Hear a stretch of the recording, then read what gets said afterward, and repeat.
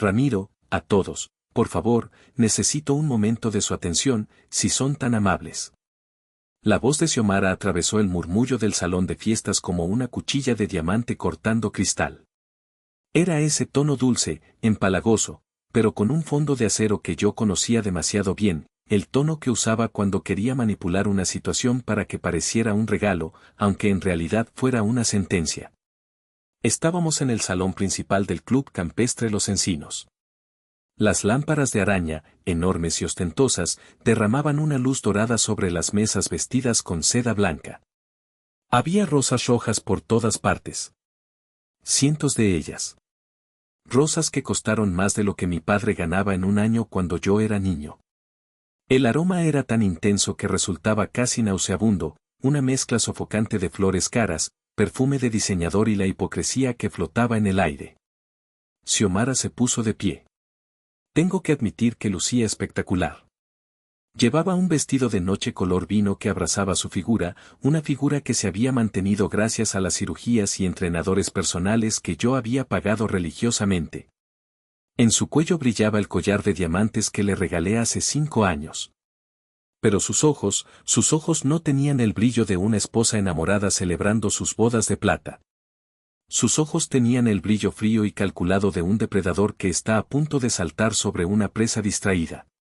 Tengo algo muy importante que compartir con todos ustedes esta noche, dijo ella, haciendo una pausa teatral. Yo estaba sentado a su lado, con una copa de Cabernet Sauvignon en la mano. El cristal estaba frío, pero mis dedos ardían. Miré el líquido oscuro, vi mi reflejo distorsionado en el vino y pensé, aquí viene. Por fin. No sentí miedo. No sentí pánico. Lo que sentí fue una extraña y vibrante anticipación, como la que siente un paracaidista justo antes de saltar al vacío. El salón se quedó en silencio. El cuarteto de cuerdas que tocaba una versión suave de Vivaldi se detuvo. Los camareros, con sus chalecos negros y bandejas de plata, se congelaron en su lugar. 50 de nuestros mejores amigos, socios y familiares giraron sus cabezas. Todos esperaban un discurso emotivo. Esperaban lágrimas de felicidad. Esperaban que reafirmáramos nuestros votos. Xiomara sonrió, pero la sonrisa no llegó a sus ojos. Quiero el divorcio, soltó. Las palabras cayeron sobre la mesa como piedras pesadas. Necesito una vida nueva, continuó, ganando confianza con cada palabra, alimentándose del shock de la audiencia. Merezco un comienzo fresco. Necesito libertad. Ramiro y yo hemos crecido en direcciones diferentes, y creo que es momento de ser honestos con nosotros mismos. El silencio que siguió fue absoluto, denso, casi físico. Podía escuchar el zumbido del aire acondicionado. Podía escuchar el hielo derritiéndose en las cubiteras. Nadie se movía. Nadie respiraba. Las miradas saltaban de ella a mí, llenas de un morbo voraz. Esperaban la explosión. Esperaban ver a Ramiro, el contador estoico, el proveedor incansable, romperse en 1000 pedazos. Esperaban gritos, súplicas o quizás una escena violenta digna de una telenovela barata. Pero yo me quedé inmóvil. Soy Ramiro. Tengo 53 años. He pasado la mitad de mi vida auditando empresas, buscando errores en libros contables, encontrando el centavo perdido en millones de dólares. La paciencia no es solo una virtud para mí, es una herramienta profesional. Y yo había estado siendo muy paciente. Lentamente, muy lentamente, giré la cabeza. No hacia Xiomara, sino hacia la mesa número 2. Ahí estaba Abelardo. Mi hermano menor. Abelardo llevaba un traje gris que le quedaba un poco grande en los hombros, un traje que probablemente compró con la tarjeta de crédito que yo le ayudé a tramitar. Estaba aferrado a su vaso de whisky como si fuera un salvavidas en medio de un naufragio. Sus nudillos estaban blancos. Una gota de sudor le bajaba por la sien, brillando bajo la luz de las lámparas. No me miraba. Tenía la vista clavada en el plato de porcelana, incapaz de levantar la cara. Lo supe. Lo confirmé. Verlo ahí, temblando, me provocó una oleada de asco tan profunda que tuve que apretar la mandíbula para no vomitar. No era solo ira. Era repugnancia. Ese era mi hermano. El niño con el que compartí litera. El hombre al que saqué de la cárcel por conducir ebrio a los 20 años. El hombre al que le pagué las deudas de juego a los 30. El hombre que ahora, a los 40 y tantos, estaba esperando que mi esposa terminara de destriparme para poder quedarse con los restos. La traición tiene un sabor metálico, como sangre en la boca. Volví la mirada hacia Xiomara. Ella me miraba desafiante, con la barbilla en alto, esperando mi reacción. Esperaba que yo fuera el malo de la película, el marido opresor que no la dejaba ser libre. Esbocé una sonrisa. Fue pequeña, apenas una curva en mis labios, pero fue suficiente para hacerla parpadear con duda. Xiomara, dije. Mi voz salió tranquila, grave, resonando perfectamente en el silencio sepulcral. No me tembló ni una cuerda vocal. Gracias. Ella frunció el ceño ligeramente. Gracias.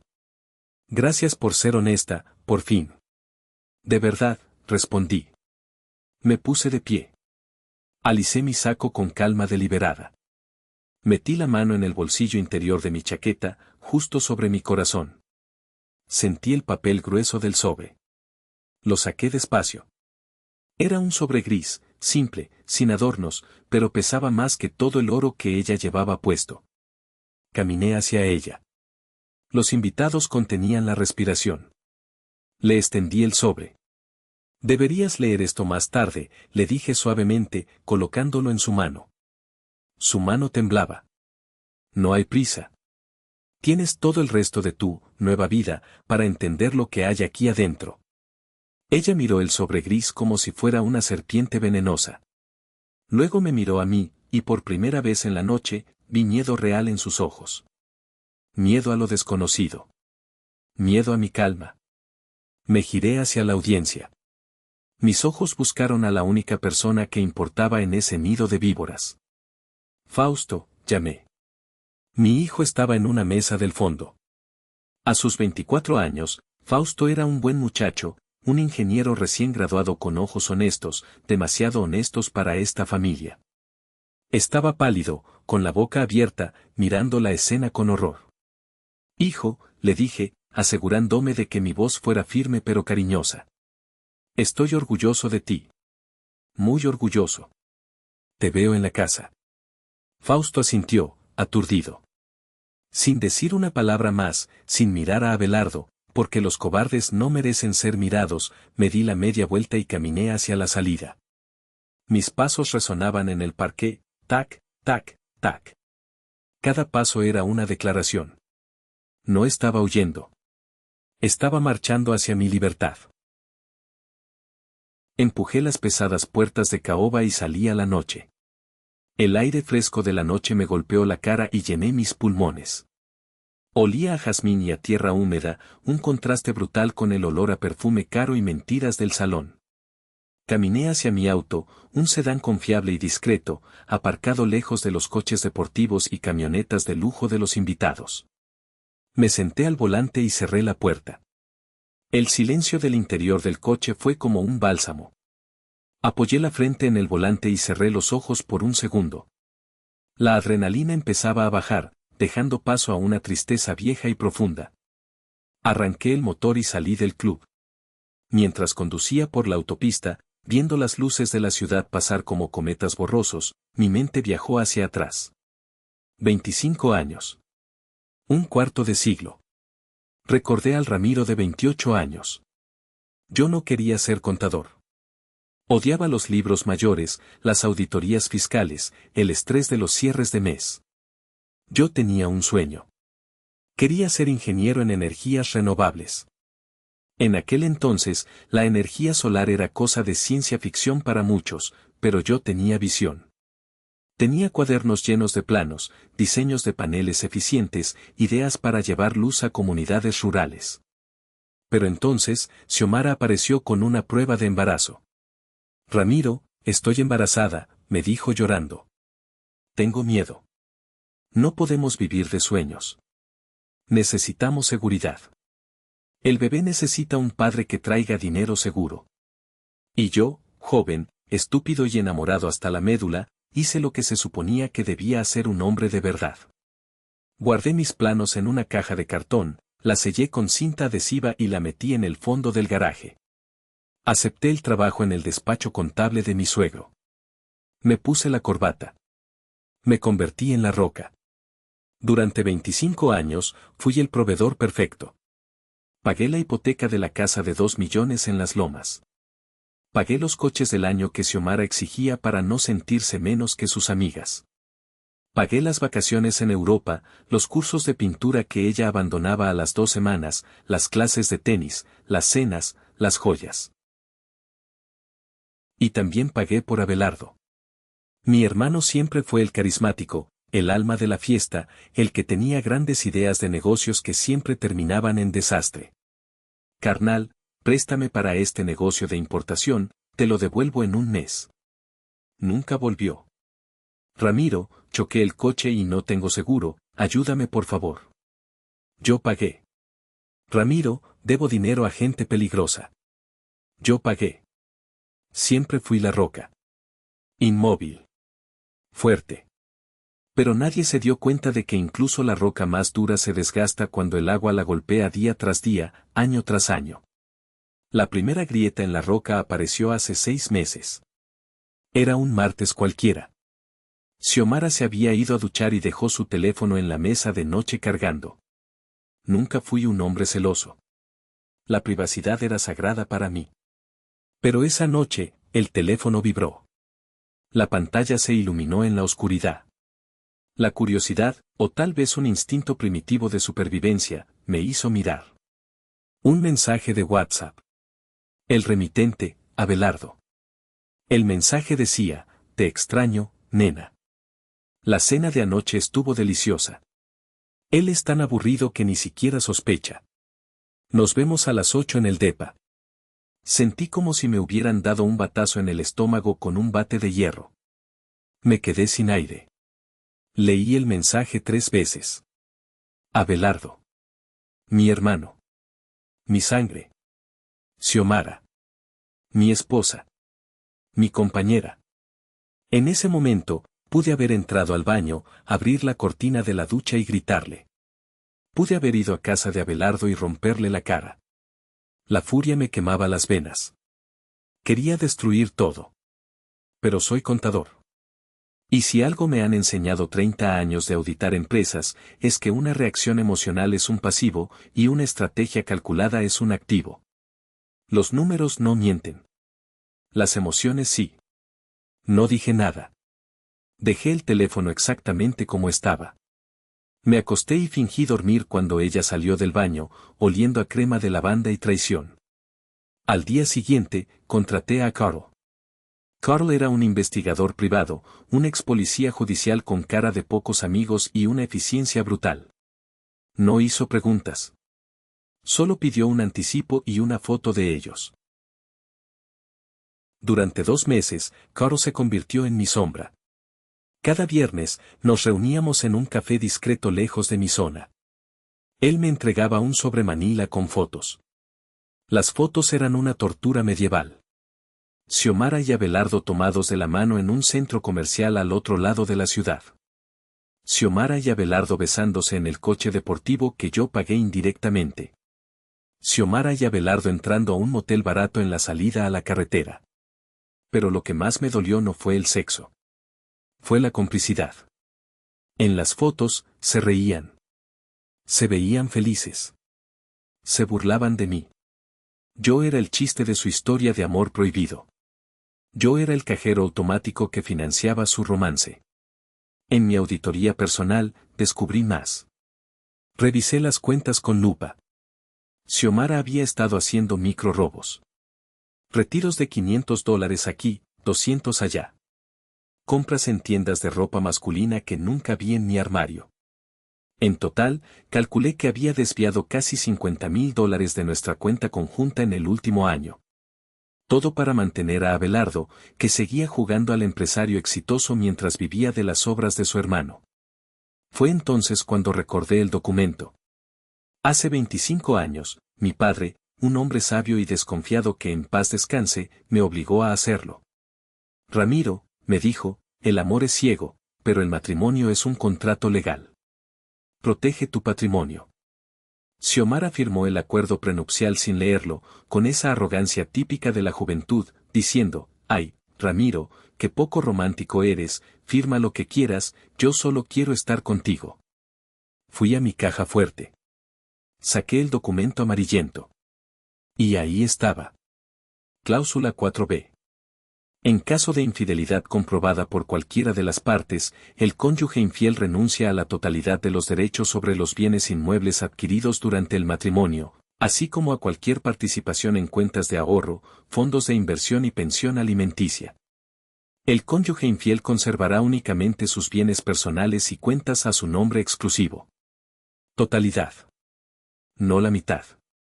No el 50-50. Todo. Ese sobre gris que le entregué en la fiesta contenía una copia de la demanda de divorcio, una copia del acuerdo prenupcial resaltada en amarillo neón, y las fotos más explícitas que Carl había tomado. Estacioné el coche frente a mi casa. La casa estaba oscura y silenciosa. Entré y me serví un whisky doble, sin hielo. Me senté en mi sillón favorito en la sala de estar, a oscuras.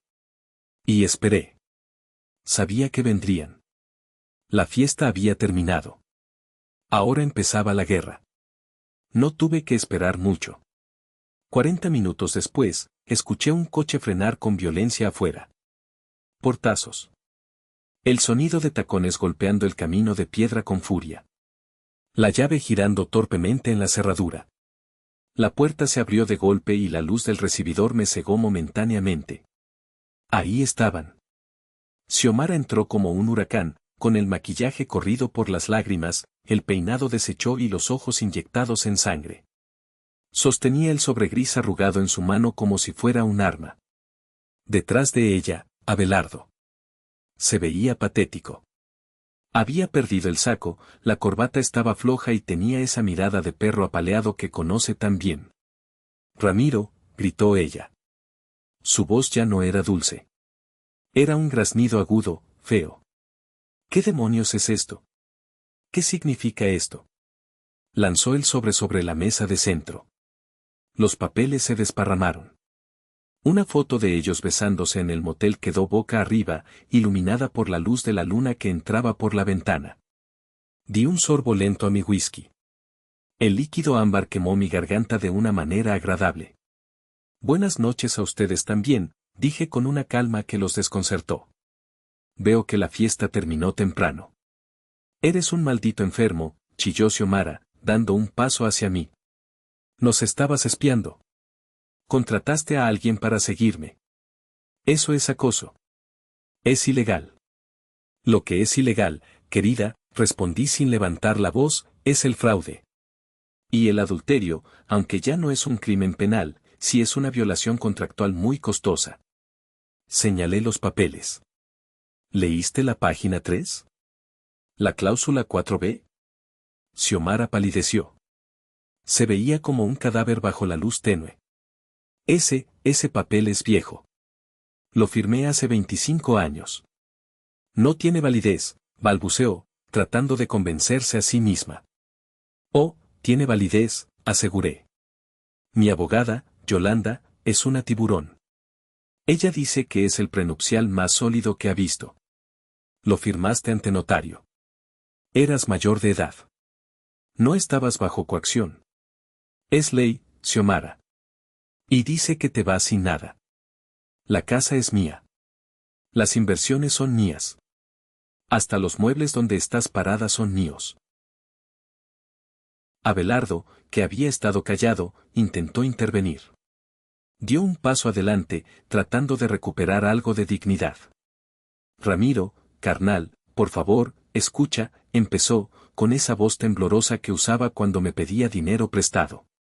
No es lo que parece. Nos enamoramos. No queríamos hacerte daño. Simplemente pasó.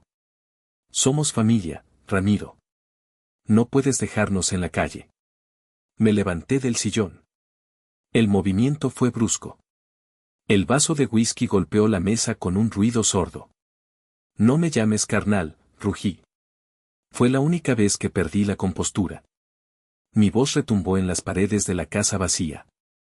Tú dejaste de ser mi hermano el día que pusiste tus manos sobre mi esposa. Te di todo, Abelardo. Te di techo cuando nadie te quería. Te di de comer. Pagué tus vicios. ¿Y así me pagas? ¿Revolcándote con mi mujer en un motel de paso? Abelardo retrocedió, asustado. Nunca me había visto así. Siempre fui el pacífico Ramiro. Pero el pacífico Ramiro había muerto esa noche. Y tú, me giré hacia Xiomara. Tú querías una vida nueva, ¿verdad? Querías libertad. Bueno, aquí la tienes. Eres libre. Libre de mí, libre de mis horarios aburridos, y libre de mi dinero. Xiomara empezó a llorar, pero no eran lágrimas de arrepentimiento. Eran lágrimas de pánico financiero. Ramiro, no puedes hacerme esto, sollozó, cambiando de táctica. Intentó acercarse a mí, tocar mi brazo. Piensa en Fausto. ¿Qué va a decir él? No destruyas a la familia por un error. Podemos ir a terapia.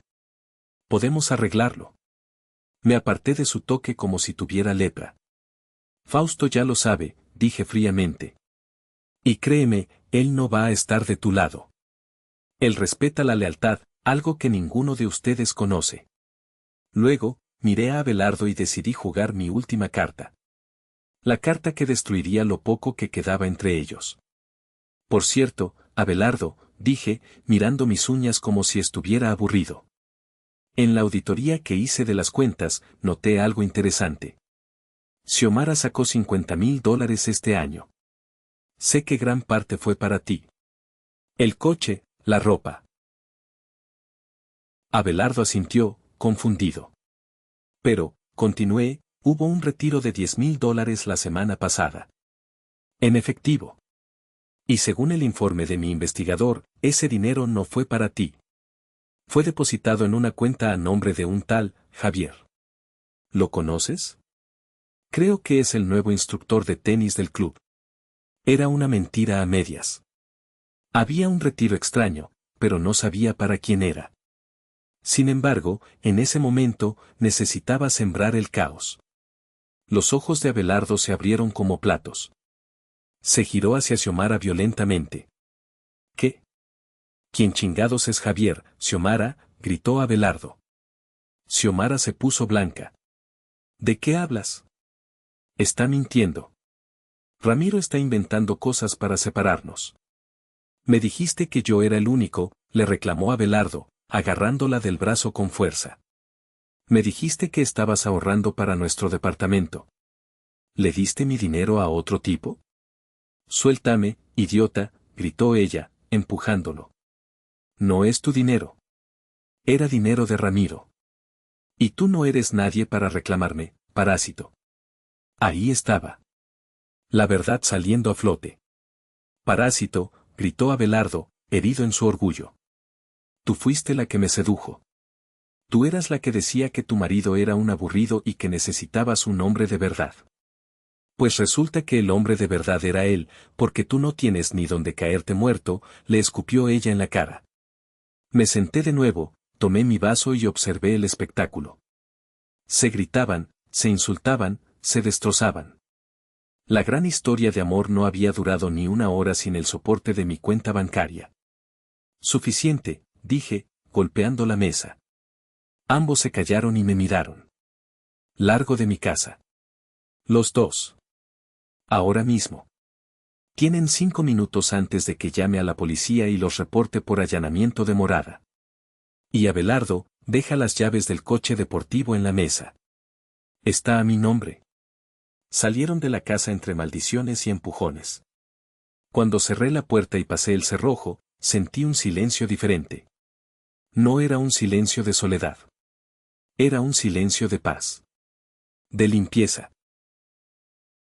La mañana siguiente, el sol entró por la ventana de la cocina con una intensidad que no recordaba. Me hice un café. Me sentí extraño, ligero. A las 9 en punto, sonó el timbre. Era Fausto. Mi hijo entró y no dijo nada. Solo me abrazó. Fue un abrazo largo, fuerte, de hombre a hombre. Sentí sus hombros sacudirse. Estaba llorando. Perdóname, papá, me dijo con la voz rota. Yo sospechaba algo. Los vi una vez hablando muy cerca en la cocina, pero no quería creerlo. Fui un cobarde por no decirte nada. No, hijo, le dije, separándome para mirarlo a los ojos. Tú eras un hijo que amaba a su madre y no quería ver la realidad. Eso no es cobardía, es inocencia. Pero ahora ya sabes quiénes son. Nos sentamos a desayunar. Le conté todo el plan. Le mostré los documentos. Y luego, le mostré algo más. Saqué la vieja caja de cartón del garaje. Quité el polvo y saqué los planos de hace 25 años. ¿Qué es esto, pa?, preguntó Fausto, mirando los dibujos de paneles solares. Esto es lo que yo era antes de convertirme en contador, le dije.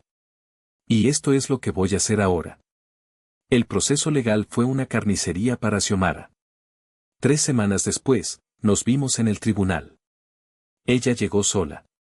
Abelardo ya no estaba en la foto, al parecer, su romance no sobrevivió ni 3 días en la pobreza. Xiomara lucía demacrada, vieja. Llevaba ropa sencilla, nada de marcas. Su abogado era un tipo joven y nervioso que claramente no sabía qué hacer. Mi abogada, Yolanda, fue implacable. Presentó el prenupcial, las fotos, los registros bancarios. Fue una ejecución legal sumaria. La jueza revisó el expediente y dictó sentencia en menos de 1 hora. El acuerdo prenupcial es válido y se hará cumplir en su totalidad. El señor Ramiro conserva la propiedad de la vivienda, los vehículos y las cuentas de inversión. La señora Xiomara no tiene derecho a pensión debido a la cláusula de infidelidad comprobada. Cuando salimos de la sala, Xiomara intentó acercarse a mí en el pasillo. Ramiro, susurró. Tenía los ojos llenos de lágrimas. No tengo a dónde ir. Mi hermana no me habla. Estoy viviendo en un cuarto horrible. Por favor, por los viejos tiempos. Ayúdame. La miré. Busqué algún rastro de la mujer que amé, pero solo vi a una desconocida egoísta que había apostado todo y había perdido. Los viejos tiempos se acabaron cuando decidiste traicionarme con mi propia sangre, le dije con calma. Tienes salud. Tienes 2 manos. Trabaja. Eso es lo que yo hice por ti durante 25 años. Me di la vuelta y me fui. Fausto me esperaba en el coche. ¿Estás bien, papá?, me preguntó. Mejor que nunca, hijo. Mejor que nunca. Han pasado 18 meses desde esa noche. Estoy en mi oficina. No es un cubículo gris de contabilidad. Es un espacio abierto, con ventanales grandes, lleno de luz. En la pared, hay un letrero que dice, Energía Solar Ramiro. Sí, lo hice. A mis 54 años, empecé de cero. Usé mis ahorros, los que Xiomara no pudo robar, y fundé mi empresa. Al principio fue duro.